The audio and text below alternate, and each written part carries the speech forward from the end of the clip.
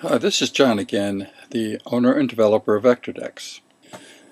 In this tutorial, we're going to go over VectorDecks Rails custom edit capabilities. All of these controls and edit capabilities were already covered in the VectorDecks frame SunDeck Rail settings. I'm going to go ahead and click on that. I selected the frame and I clicked on its SunDeck Rail settings. And all these type of edit controls you have over the rail were discussed previously in my tutorial with respect to the VectorDecks frame rail settings.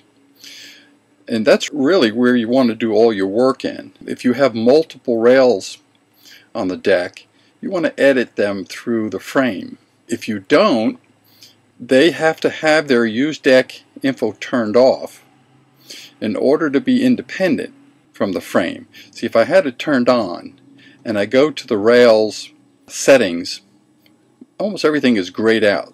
It's not allowing me to make any changes, and that's because it's basically using all the edits and changes we made within the VectorDecks frame. But if you do want to do independent control over the rail, you have to turn that use deck info off. It's an important thing to note though that if you do turn off use deck info on your rail, it's not going to listen to any commands that the SunDeck makes. I'll show you an example here. Let's move this to a front view, and then I'm going to turn off that rendering.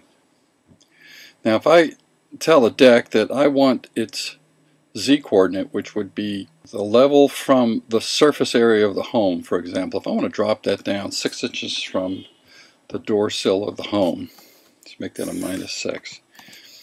You'll see how the deck went down, the beam also dropped, but the rail didn't obey. It stayed because it didn't have that use deck info turned on. Now if I go ahead and click that on, it's going to now go back to its parent. It understands what to do.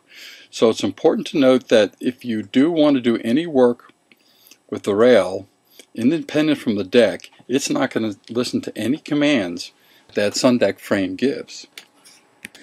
Now with respect to all the controls that you will have available to you now that that use deck info is turned off, these have all been explained to great length in a previous tutorial, and I'm going to direct you to go back to that list of tutorials, and where you'll find that is in tutorial number 3. If you look down below it, you're going to see a section called SunDeck Rail Settings button, and then under that I have a list of tutorials also that will show exactly what each of these controls do. It's exactly the same as it appears here in the Rails rail setting.